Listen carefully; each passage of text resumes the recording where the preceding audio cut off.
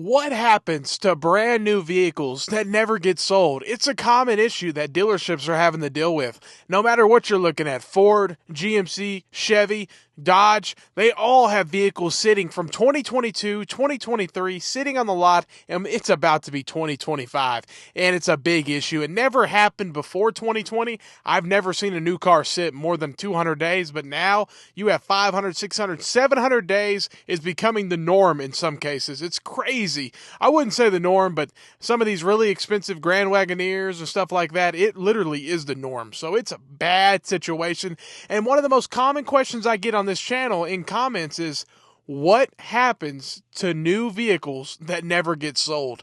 Let's get into it. I've worked at multiple different dealerships, and how they operate is they work on a floor plan. They actually finance the inventory in 99.9% of the cases. So you have all this inventory that's financed, and sometimes their floor plan is interest-free for 60 or 90 days. So the goal is always to sell it within that first interest-free period or very low interest. After that, generally it ticks up to be a pretty high rate. 7, 10, 15% interest on millions of dollars or hundreds of thousands adds up very quickly. So as you have these cars that sit there and build interest, the dealer it becomes a big issue. It's a burden to the dealership, and it's throwing money straight to nothing, just the interest. So a lot of times the dealership will either pay it off. They also will offer spiffs to salespeople to try to get them to sell it. So I've been in car sales, they'll offer $500 to $1,000 spiff to get you to, hey, it's on this unit, this car, it's a 23, it's been sitting 500 days. And trust me, if you pull up another car, if a customer walks in, they're going to want you to bring the customer in. They want you to control the whole situation as a salesperson,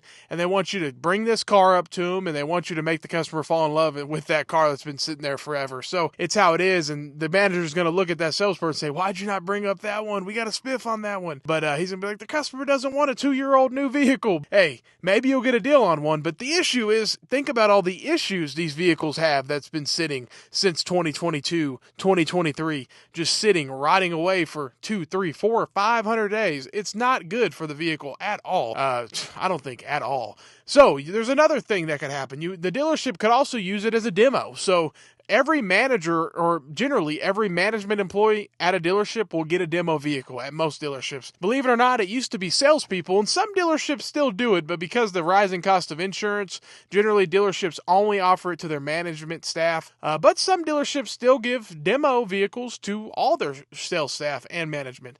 So that's another reason. It can go to the demo.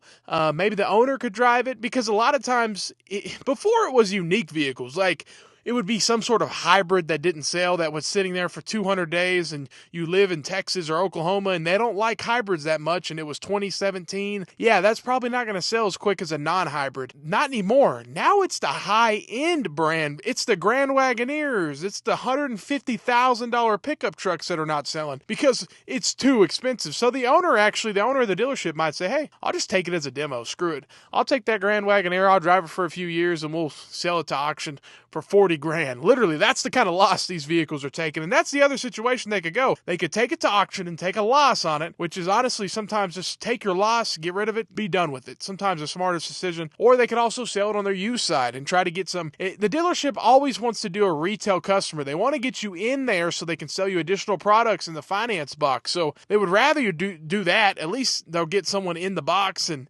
but they could also use it as a service loaner. So there's so many different things they could use it as. But when these dealerships have, 1, 2, 3, now we have 10, now we have 15 cars that have been sitting for 400 days, and they're all 2023s, and we're a month away from 25. That's a common issue that's going on with a lot of these dealerships. And the general managers, guess what? They get laid off. That's just how car sales is. It's a brutal business, and no one feels sorry for the dealership or anybody around there, really, in most situations, because dealerships screwed everybody over, charging $15K markups, addendum stickers, and hey, I still see that now in 2024. Dealerships still trying to add an addendum sticker and markups. Get out of here with that shit. Come on. I can't believe it when I saw that. But anyways, so you have all this stuff going on. It's insane. I can't believe it. It doesn't make any sense. And no one feels sorry. And yes, there's extremely high turnover in the dealerships. General manager, he has 15 2023 sitting around. Yeah, we got to get rid of him. And honestly, it's probably because the dealership did markups. That's the thing these dealerships don't understand. If you do greedy tactics, a lot of times in the long run, it hurts you. You actually make less money because customers will just stop coming back. They lost a lot of loyal customers. They're like, I'm not going back to my local dealership. They charged a $5,000 markup on this. I'm not going back. So drive around, look around. If you're in the market right now, you can get a deal on any vehicle, no matter what kind of vehicle it is. You can get a discount off of MSRP, no matter how valuable or how desirable. So look around. There is inventory.